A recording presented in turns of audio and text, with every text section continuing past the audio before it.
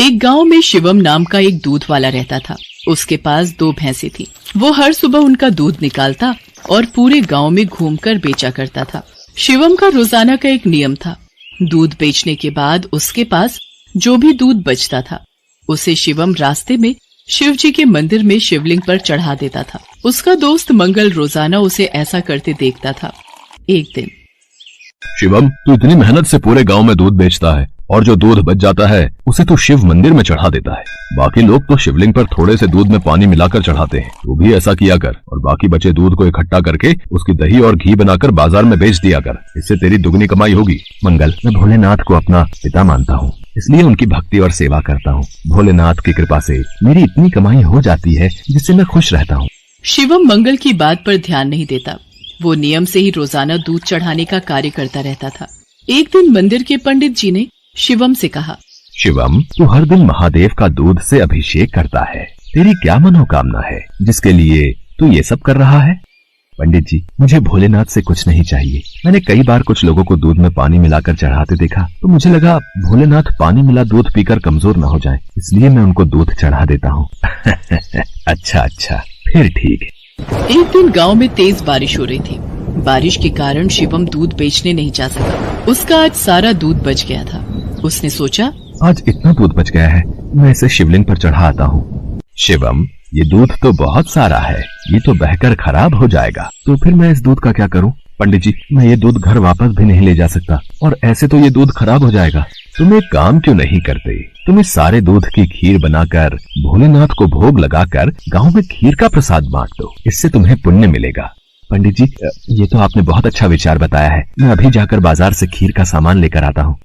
शिवम को पंडित जी की बात अच्छी लगी और वो बाजार से खीर बनाने का सामान ले आया। शिवम ने खीर बनाकर भगवान शंकर को भोग लगाया और सारे गांव में खीर का प्रसाद बांटा।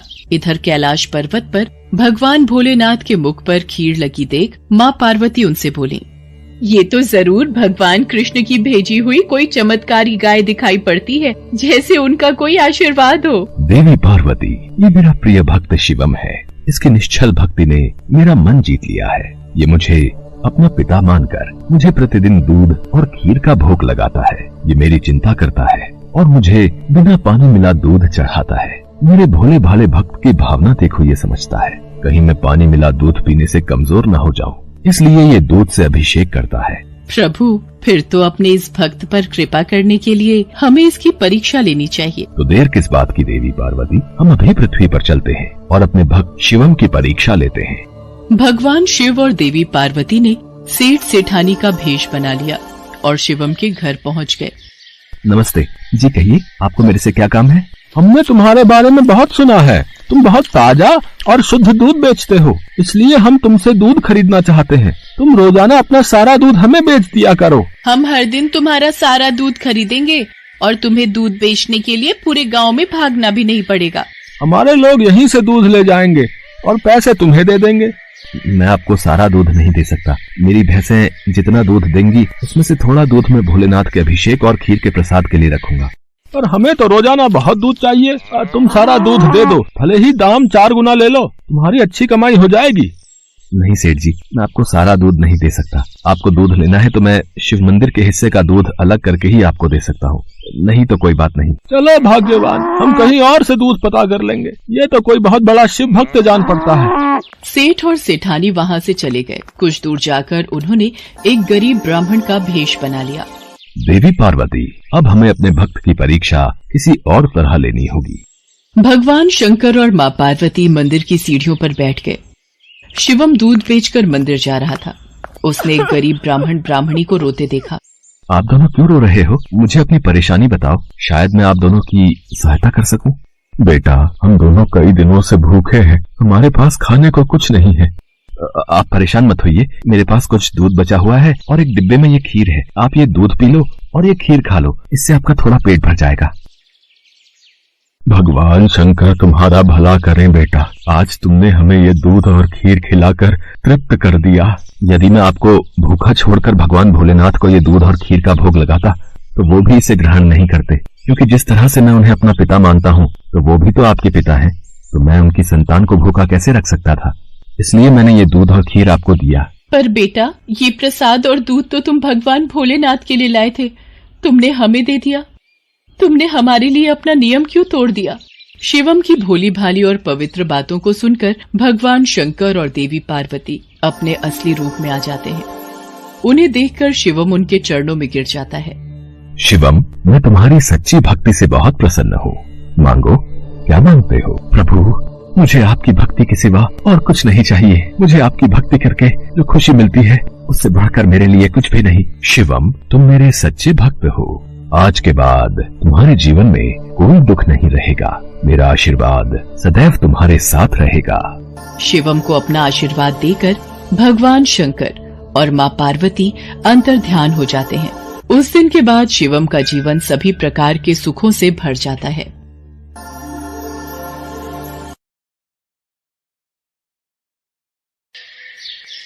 देवी दुर्गा ने दैत्यों के संहार के लिए कई अवतार लिए हैं। उदाहरण के तौर पर महिषासुर, धूम्र विलोचन, शुंभ निशुंभ जैसे कई दैत्यों का वध करने के लिए देवी दुर्गा ने अवतार लिए हैं। इन्हीं में से एक दैत्य था रक्तबीज, जो महाशक्तिशाली था। पुराणों के अनुसार रक्तबीज नामक दैत्य ने लगभग 5 लाख वर्षों तक तप किया और ब्रह्मा जी की स्तुति की। रक्तबीज की तपस्या से ब्रह्मा जी प्रसन्न हुए और रक्तबीज के सामने प्रकट हुए। मैं तुम्हारी तपस्या से प्रसन्न हूँ, कहो क्या चाहिए? ब्रह्मदेव, मुझे अमरता का वरदान दीजिए। हिरण्यकश्यप की तरह देवता, दानव, गंधर्व, यक्ष, पिशाच, पशु, पक्षी, मनुष्य आदि कोई भी मुझे नहीं मार सके, ऐसा वरदान दीजिए। तथास्तु, मैं तुम्हें वरदान देता हूँ कि युद्ध में अगर तुम्हारे शरीर से एक भी रक्त की बूंद धरती पर गिरेगी तो उससे नया रक्त बीज जन्म ले लेगा तथा किसी के लिए भी तुम पर विजय पाना असंभव होगा। ब्रह्मा जी से वरदान पाकर रक्तबीज अहंकार में चूर हो गया। उसने चारों ओर हाहाकार मचा दिया। मैं अमर हूँ, अब मुझे युद्ध में कोई परास्त नहीं कर सकता। अब स्वर्ग लोक पर मेरा यानी असुरों का राज होगा। मैं इंद्र को चुनौती देता हूँ, अगर साहस है तो मेरे से युद्ध करे, नहीं तो स्वर्ग लोक से भागकर कहीं मुंह छिपाकर छुप जाए। क्या रक्तबीज ने देवताओं को युद्ध के लिए ललकारा है? हमें उससे युद्ध करना होगा। राक्षस और देवताओं में युद्ध होने लगा। वरदान मिलने के कारण रक्तबीज और भी शक्तिशाली हो गया था। ये देखकर इंद्र सहित सभी देवता घबरा गए। ब्रह्मा जी के वरदान स्वरूप रक्तबीज का संहार किसी पुरुष के हाथों नहीं हो सकता। उसका वध केवल एक स्त्री ही कर सकती है। आपको भगवती दुर्गा की स्तुति करनी चाहिए। उन्होंने अनेकों राक्षसों का वध किया है। आप उचित कह रहे हैं देवर्षि नारद। हम सब देवी दुर्गा की स्तुति करते हैं। अब इस संकट से वही हमें पार लगा सकती हैं। और सभी देवता देवी दुर्गा का ध्यान करते हैं और देवी दुर्गा वहाँ प्रकट होती है। देवी भगवती, हमें रक्तबीज नामक राक्षस से मुक्ति केवल आप ही दिला सकती हैं। हमारी सहायता कीजिए माँ। आप सभी निश्चिंत रहिए, रक्तबीज नामक दैत्य का संहार अवश्य होगा। उसे उसके पापों का दंड अवश्य प्राप्त होगा। देवताओं को आश्वासन देकर माँ दुर्गा ने रक्तबीज को युद्ध के लिए ललकारा। तू एक साधारण अबला स्त्री मुझे युद्ध के लिए ललकार रही है। तू मेरा कुछ नहीं बिगाड़ पाएगी। रक्तबीज, अब तेरी मृत्यु निश्चित है। मेरे हाथों से तू नहीं बच पाएगा। अच्छा, तू मेरा वध करेगी? देखता हूँ ये कैसे संभव होता है। माँ दुर्गा और रक्तबीज के बीच युद्ध प्रारंभ हो जाता है। माँ दुर्गा के वार से रक्तबीज घायल होता तो रक्त की बूंद धरती पर गिरने से ढेरों रक्तबीज पैदा हो जाते। एक रक्तबीज मरता तो दूसरा सामने आ जाता। माँ दुर्गा उसके अंग काटती तो धरती पर रक्त की बूंदें गिरकर फिर से रक्तबीज सामने आ जाता।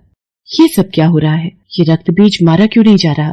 नारायण नारायण। माते, रक्तबीज का वध करने के लिए रक्तबीज के रक्त को पीना होगा ताकि वो धरती पर ना गिरे।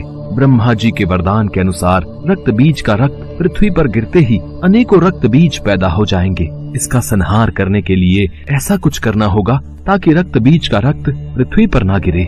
अच्छा, तो ये बात है। देवर्षि नारद, इसके लिए मुझे चंडिका को बुलाना होगा। देवी पार्वती को माँ काली का रूप धरना होगा ताकि वो इस दानव का रक्त पान कर सके। तत्पश्चात मैं इस राक्षस का संहार करूंगी। इसके लिए तो देवताओं को देवी पार्वती से विनती करनी होगी कि वो माँ काली का अवतार लेकर इस दानव का विनाश करें। सभी देवता माँ पार्वती का आह्वान करने लगे। देवी पार्वती देवताओं के समक्ष प्रकट हुई। देवी पार्वती, आपको काली रूप धरना होगा ताकि जब भी मैं इस राक्षस पर प्रहार करूं, आप इसका रक्त खप्पर में लेकर रक्तपान करो। आप चिंता मत करो देवी दुर्गा, मैं इस दानव के रक्त की एक बूंद भी धरती पर नहीं गिरने दूंगी। देखते ही देखते माँ पार्वती ने काली का रूप धर लिया, जिन्हें देख दानव तो क्या देवता भी थर थर कांपने लगे और उनके समक्ष हाथ जोड़े खड़े रहे। माँ काली ने दैत्यों का गिरता रक्त पीना शुरू कर दिया। इससे नया दैत्य उत्पन्न नहीं हो रहा था। माँ काली ने अपना मुंह विकराल कर लिया। उन्होंने कई राक्षसों को निगल लिया। माँ काली का क्रोध बढ़ता ही जा रहा था। सब दैत्य मारे जा चुके थे, केवल रक्त बीज का वध होना ही बाकी था। देवी दुर्गा की जय, देवी काली की जय।